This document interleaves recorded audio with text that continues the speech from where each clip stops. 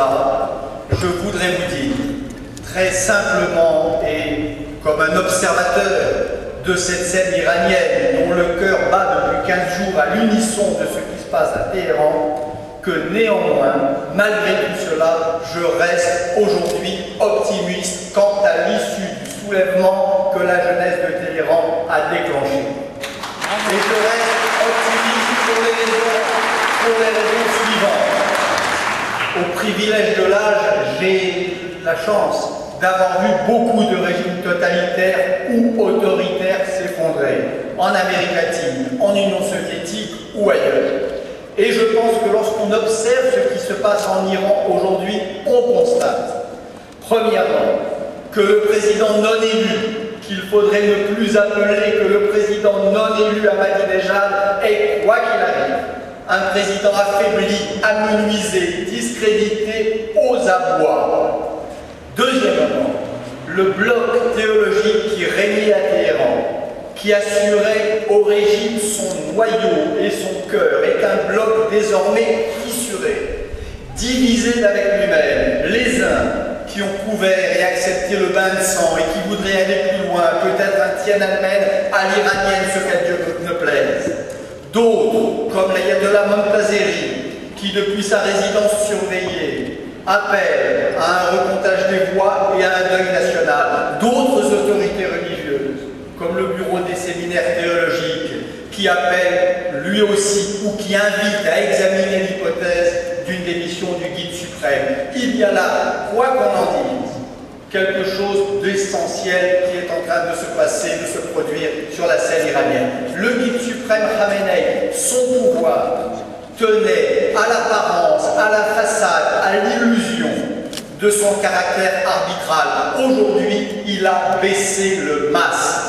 Aujourd'hui, il a dit clairement qu'il prenait faction, qu'il prenait parti pour une faction contre les autres. Par conséquent, il a perdu ce qui lui restait d'autorité.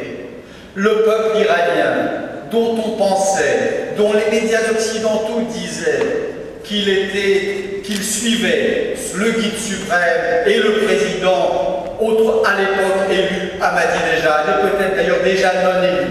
Ce peuple iranien dont on croyait qu'il suivait ce régime a révélé à la face du monde, et cela aussi est un événement considérable, qu'il a honte de son président, qu'il a honte de son régime, et qu'il s'en dissocie. Cela aussi est un événement considérable, comme toujours dans l'histoire des régimes totalitaires.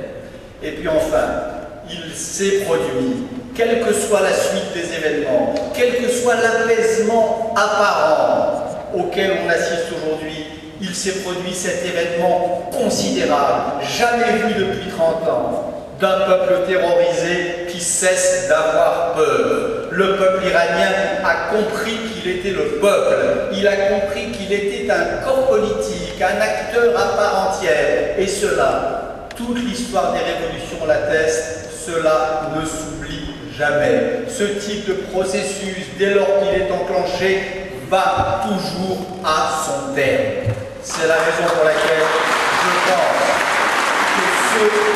je pense que ce qui est en train de se produire à Téhéran ne s'arrêtera ni aujourd'hui ni demain.